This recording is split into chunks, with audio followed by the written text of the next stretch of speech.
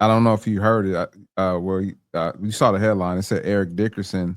He was referring to what Eric Dickerson said, that he got some information from a credible source that teams were told not to draft Shador, and the Browns got a call saying to not to not to do that, to draft him. So that's why he finally came off the board, or he was put on the board, I should say. I don't know, whichever one it is. You know what I'm talking about, though. So what do you think, Cuzzo? It definitely looks that way. I mean, he wasn't the best quarterback, but to be taken after some of the quarterbacks, that came off the board before him, it definitely raises an eyebrow to the possibility of that being, the case. Because we understand what the NFL is. The NFL is a multi-billion-dollar business, probably almost more than that, um, trillion. So it's just kind of like um, there's been collusion before, there's been with the, black head coaches, not having, that's why they have the Rooney rule, because they feel like they should have an opportunity to be able to be a head coach in the NFL. And if you're only interviewing and not allowing it to be a fair opportunity, then it's kind of like it's unfair, you know. So if you can make a call or have a meeting amongst yourself and say, "Hey, don't draft this kid because we want to make a example out of this one kid," and his family, what's the reason for that? I understand what control is, and I understand what it means to have power. So when you implement those types of shenanigans, it just kind of shows people what they're a part of and what they're choosing to be a part of. And this messes with everybody's livelihood because everybody's has invested years and generations into this game or this sport they call football. So it's just kind of like it's hard for people just to kind of walk away and not deal with it, because it's like, yeah, they feel like they put in the time and the energy, and this is just as much as mine as it is the owners because they put the time and energy in, blood, sweat, and tears, as they call it. So understanding, just to hear like some of the take, I heard Colin Cowherd was talking about Shador and I guess the other kid that they drafted, the other quarterback, Dylan Gabriel? yeah, he's a smaller quarterback, Oh and yeah, he's like 5'10". Yeah. yeah, so it's just kind of like, why would you draft him before you draft Shador? And they're already selling his jersey, Big like sell. crazy for somebody that's fifth on the depth chart. So to me, it's like the organization of the Browns is not really there to win. They're just kind of there to hold a place. Like, what are we doing? If it's not about winning, then what is it about? Bread and circus. If you ever heard of that before, bread and circus is what they give the people to keep the people controlled and docile, focusing on entertainment to take their focus away from what really, happens and matters, in the world. Oh, and I just lost my co-host. That's crazy. But yeah, so I mean, just speaking on those terms, is just kind of like you have to call it conclusion, but you can't prove it was collusion. Let me just say that because you don't have any hard evidence. So something could look like something. You could say it all day, based on your own personal feelings, but it comes down to just having the evidence. And if you don't have the evidence, then you really can't prove anything. But to sit up here and say, some of the choices that were made, were not choices to help better a team. Not to say he's the best thing since sliced bread, but he was better than a lot of, or some of the quarterbacks that were taking. Let me say that. So there he is. Now he's oh, there we go. I'm about to say he's Jamel Marco. I left so I could switch it up, Right, exactly. You could be anything. I could, identify as Jamel. You could. That's what they telling people these days, right? Identify as anybody you want to be. Anything. That's right. Yeah. So that's my take on it. What you got? I'm not the person who believes everything is racially motivated.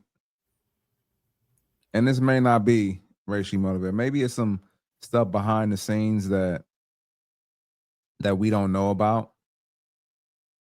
But from the very start, you could hear like murmurs of people who didn't necessarily like what the heck is happening.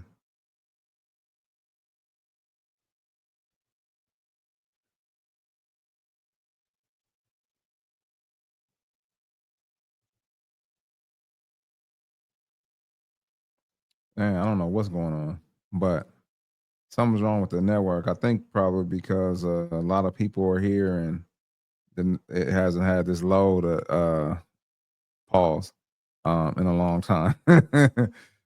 But yeah, I think that this conversations have been had. I don't know if they don't like it. I mean, about his dad and he's flashy and things like that.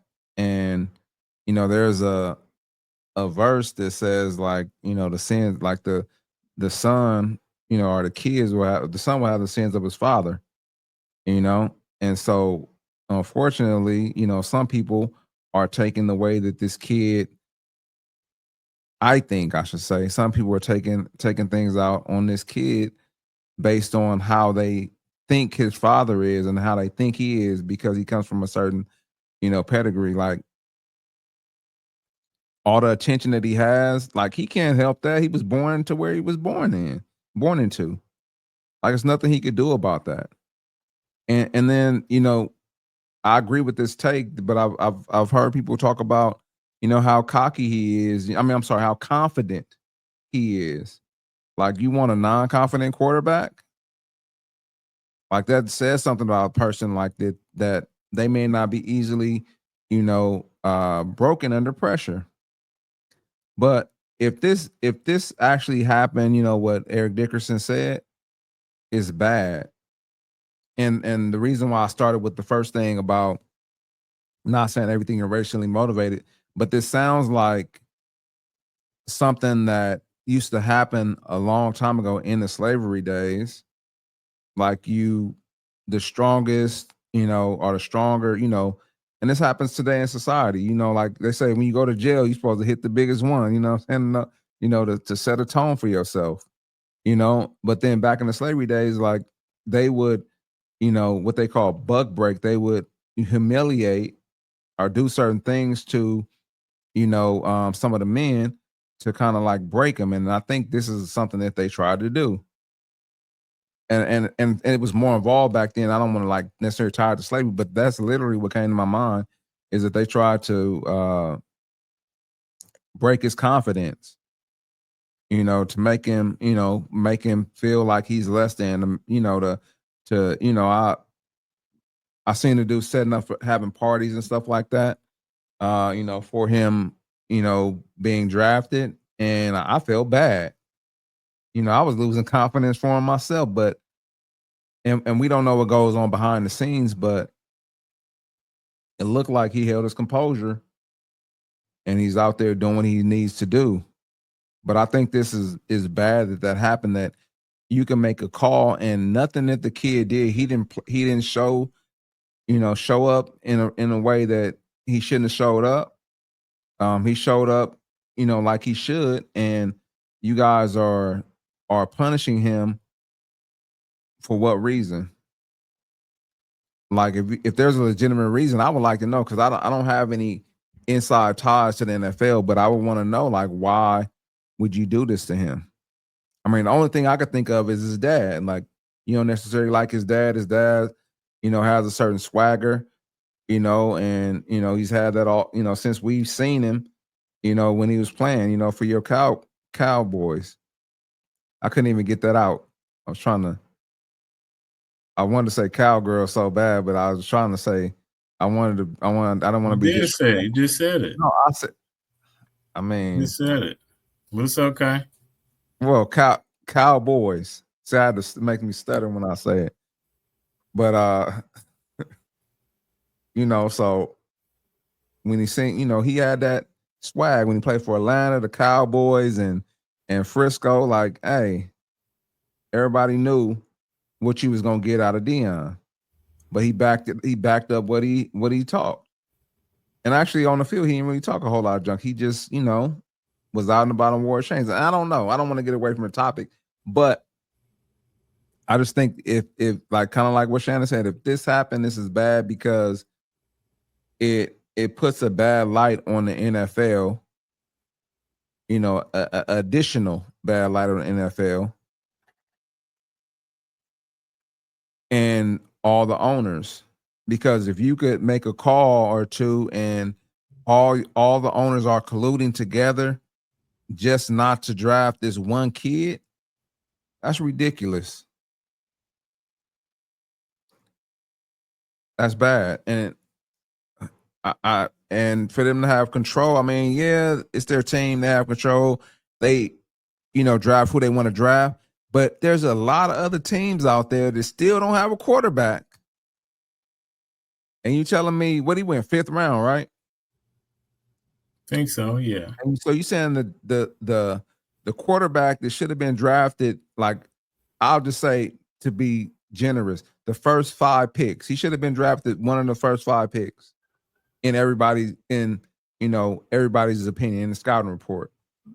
But he got drafted not the first 5 picks, but he got drafted in the 5th round. And there's still teams. What, I think the Saints don't have a quarterback, do they? I think Derek Carr retired. Yeah, but they have Spencer Rattler, and then they got some other older quarterback that's trash. So I'm pretty sure they could have used him. What about the Steelers? Steelers got Aaron Rodgers.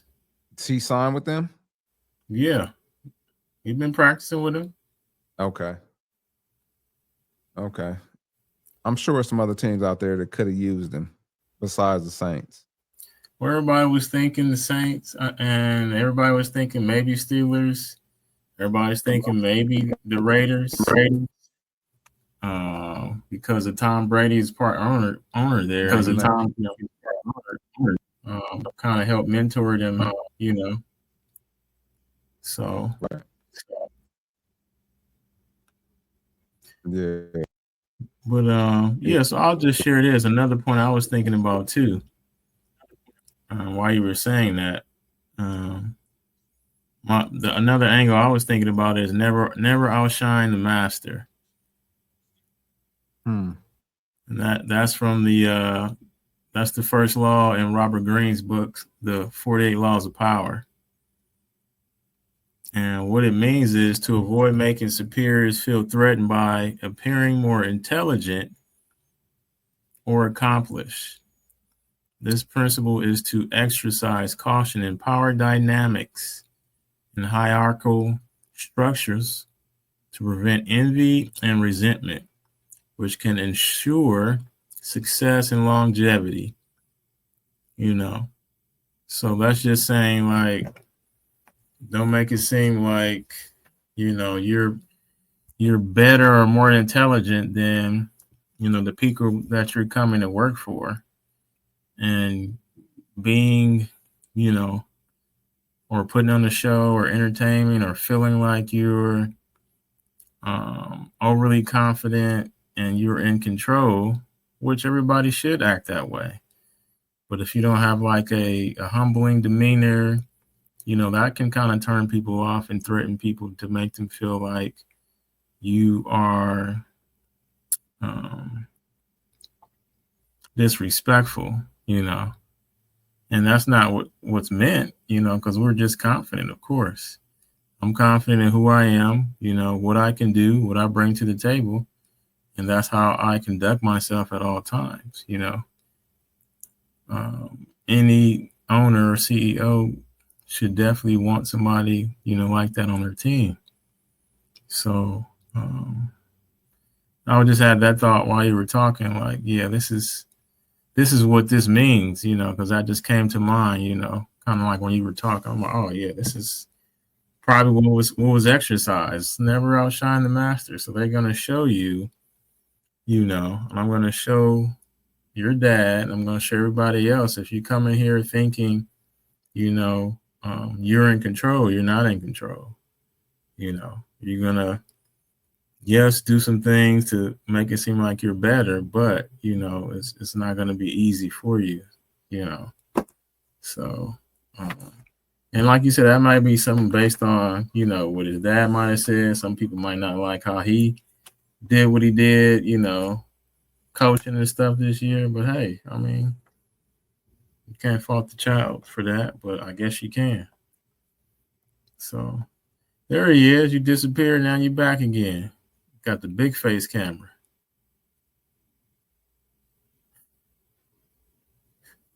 I can't hear you.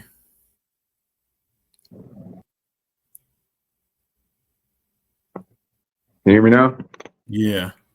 Yeah, I don't know what's going on with my connection, man. I'm having major technical difficulties. Man, that's crazy. Yeah, but we still recording though, no problem. Still recording. Yeah, but I can't get into my laptop. All good. But yeah, I know you were saying don't outshine the master. But yeah, man, this is, like I said, it puts a bad light on the NFL. If people, look at it from that standpoint, or they see it from that standpoint, but yeah, we'll see what happens, man. We'll see, moving forward, how things, play out, because they still have they have four quarterbacks. From what I hear them saying, that they're going to keep all four. A lot of people say that that's out the norm. I'm not a football player, so I don't really know. But having four quarterbacks on the depth chart is usually outside the norm. Usually they reserve one of those spots for, another position, because all they can play is quarterback, right? They can't play special teams or nothing like that. They'll have Shador's running down on kickoff. Hey, you know what I'm saying? That'll be wild. Have them running down on kickoff. Yeah. Tackling people. Yeah, it'd be pretty crazy. Right. But yeah, I'm thinking two of those guys or one of those guys is going to practice squad. Okay. That's what I was thinking. Who do you think that's going to be? I don't know. Can't be. I mean, Shador is 5th round, so it has to be him. But I mean, that's going to be wild if they do that. That means somebody else could pick him up, though, right? If he's on the practice squad, yeah. They could put in a claim or a waiver if he gets waived. Yeah, somebody could. It gets cut or he gets waived. Well, I mean, if he's on the practice squad, he should be able to. I thought he was able to be picked up by somebody else. Not on the practice squad. Once you get waived and you clear waivers, then you can get picked back up by the team and put on the practice squad. Or you get waived, you clear waivers, then somebody else could pick you up from another team. Okay. That's how it usually goes. So got you.